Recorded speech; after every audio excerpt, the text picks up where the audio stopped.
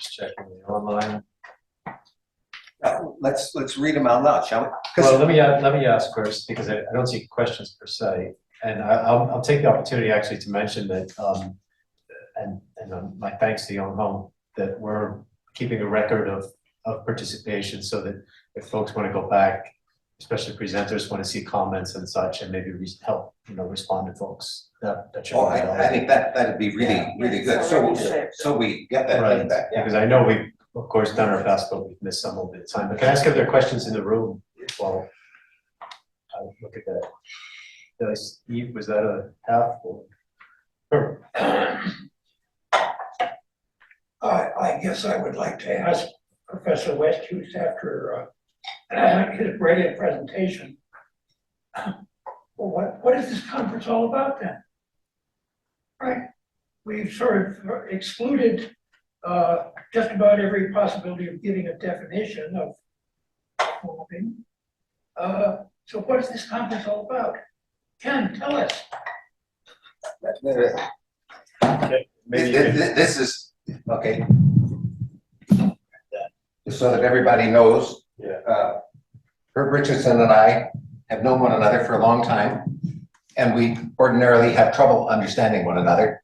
So today's no exception.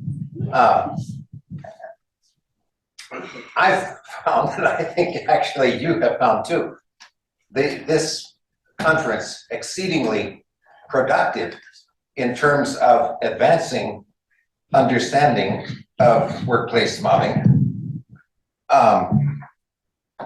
Like I told Ann yesterday, I heard all these brilliant presentations yesterday. I was thinking I should just fold up my tent and go home.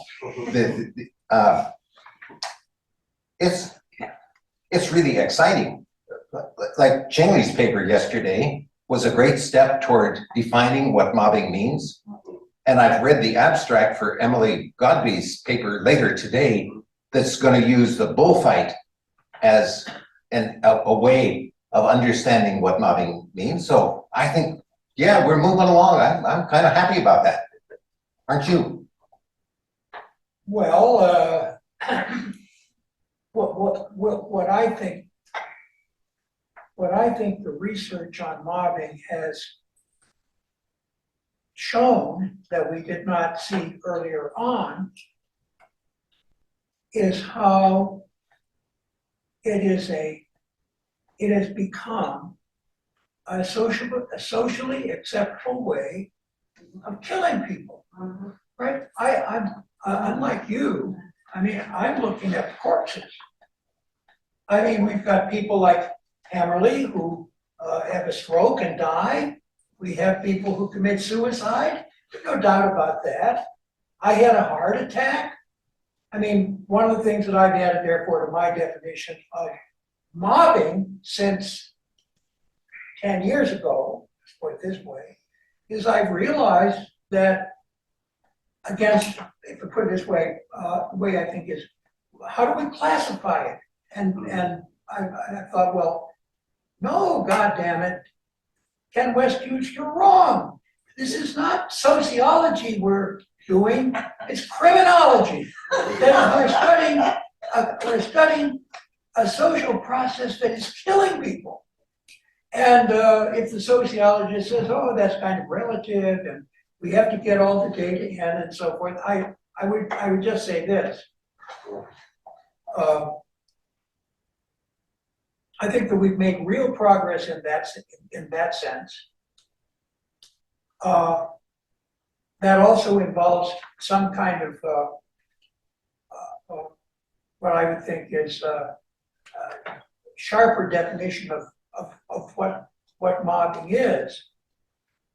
And so that's all I want to say. Okay, Kurt, can I respond just very, very briefly? I think it's important to distinguish the process itself, mobbing, from its origins on the one hand and its consequences on the other. One possible consequence is indeed death. And there's a certain kind of impetus of the mobbing process to eliminate the target once and for all. Right. And sometimes that's successful. But look at you, Herb Richardson. 30 years ago, the University of Toronto aimed to get rid of you once and for all. They didn't succeed. And you recall one day, you and I had a conversation, this is years ago, and we were talking about your dismissal. And I said, well, look, Herb, fact is the university won. They succeeded in dismissing you. And you said, no, Ken, the university did not win. And I said, how can you say that, Herb? And you said, because I'm alive. And that's true. And if we look here at this guy who has done really splendid work in organizing this conference along with Chingley, 15 years ago, I gave a paper in New Orleans at the Law Schools Association about the mobbing of Rick Peltz at Arkansas. Shitty things happened to him there. Looks to me like he's doing pretty good. And so the fact is that we want to keep the process of mobbing separate from origins and the consequences, granting that in some cases it's fatal, in other cases it ain't. So my answer, Herb, is it feels like we're planting a flag. That all of these people lived in silos all around the country, and they had no idea what was going on, what they had done wrong. And the feeling here right now is, this is legit, it's wrong, okay, let's establish that. It definitely feels like we planted a flag about mobbing. It's someplace for people to go now. That's what it feels like to me. Yeah. Mm-hmm. I like So that it's metaphor. also again that's what we advocated again and again. People ask similar question. What is the purpose of this conference? For now, too. First, scientific research on workplace mobbing. Second, institutionalization of workplace mobbing. May I just have a quick rejoinder here? Think about the advance that has been made in our society.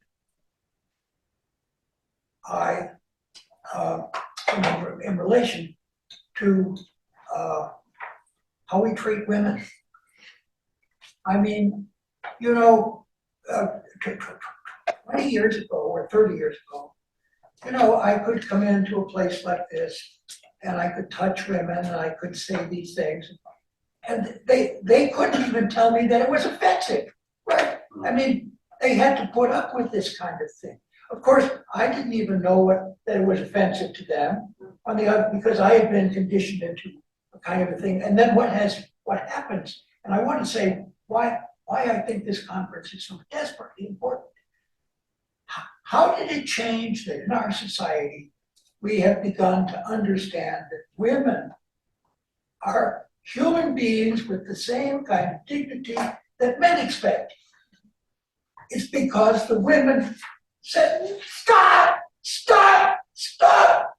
They yelled, they screamed, they protested, and suddenly things began to get better, right? And to the point, actually, we actually got an American woman running for president of the United States.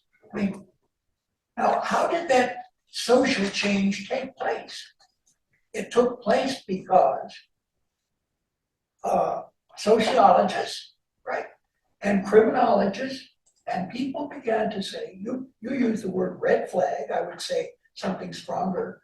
They took out a gun and, you know, said to me, well, Mr. Richardson, I'm going to get you fired from your job, right? Or the astonishing disappearance of Governor Cuomo from the political scene. So we're doing something here that is changing society, right? Yes, I agree with you. Like you just said about the sociology and the criminology, uses the domestic violence as an example. Yeah. Like several decades ago, that's sociology issue, but now this is criminology. So if I may interject on that point, just there've been, and I won't review them one by one, but there've been some insightful questions and comments on the chat from folks saying that. And Maritza Ray is pointing out, you know, the violence and sexual harassment, exactly, you just started evolving, and I think we're, you know, precipitated by legal development. You know, I think there's a really, the role of I mean, not to be self-absorbed, but the role of law in this is a really compelling question. And I think Ken properly points out sort of like dysfunctional aspects. But then, of course, as I mentioned yesterday, Ching Li and I see opportunity for advancement through criminal law, through civil law. I know Maritza, a fellow law professor, speaking to that. And so it's an open question, but in a couple minutes remaining, I'd like to kind of put Anne-Marie's observation about planting a flag, Herb's kind of global but constructive question about what are we doing here, and ask Caroline, if I may, Caroline, like what's the end game to you? Like you edited the book, you put all those things together. Here we are having a conference on that subject. What should we accomplish? That's a great question, actually. Under 3 minutes. Under 3 minutes? What do you mean? I think everybody has their own journey. I just want to survive and retire and get away from these crazy people. That's my end game, but everybody else has a different one. I'm tired. I'm tired of always fighting and being attacked, and I didn't do anything. Why am I defending myself? Is how I feel most of the time. Like, I didn't do anything. Why are you bothering me? Peter and I had a discussion last night about kind of like, is this the way it always has been and always shall be? Yeah. And are we sort of fighting that? But Emily? I think we need more public articles in something like the Chronicle of Higher Education, where specialists don't read it, right? But there have only been a few, and they've been good, but that reaches a broad audience in very few words, and lets other academics know that this thing exists, because it mostly floats under the radar. And I think I very much amplified Emery's, like, we're planting a flag, people need to see it. I think as Ching-Li, Ken and I have talked about the purposes of this gathering and what we hope to accomplish going forward, I think visibility, as you described it, has been very central to that. Martin? To raise this to a theoretical level here, that question, what we should be accomplishing here, I'd like to pose again to Dr. Westhues. If the roots of mobbing are in our biology, character, nature, what public policy measures could we possibly take to resolve this matter of blatant injustice in social life? Oh, that's an important question. Okay, well, yeah, you should be okay. Just keep it 30 seconds, 1 minute. Yeah, right. I mean, that's a question of fundamental importance. My answer to it, the best answer I've come up with, I put something that's on my website called the Waterloo Strategy for Remedy and Prevention of Mobbing, or something like that. List of things there. But in principle, anything that encourages independence of mind, for instance, and that discourages the herd. In my view, as I've studied dozens upon dozens of mobbing cases, what's most horrifying is when you got this collective, this group that has swallowed up individualities. And all these folks are saying, you're wicked, you're evil, get out of here. My elder brother is an engineer, Catholic. He used to belong to the Knights of Columbus, and then he quit. He said, you know, the Knights of Columbus, individually, they're all nice guys, and I enjoy them. But you put them together, whoa. I mean, that applies, I think, not just to Knights of Columbus, but to all of us. The danger always is the collective taking over, capturing individualities. And so that, as a general kind of policy view, that's the direction that I would want to go in.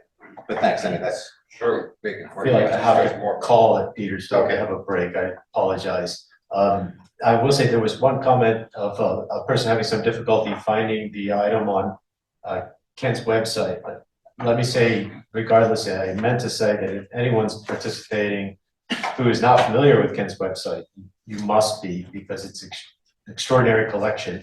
And it also occasions me to mention that we're thinking about how best to collect materials from the conference to make them available to our participants afterwards. So, the takeaways will wind up there as well. So stay tuned for that. Thank you. So thanks again to our panel.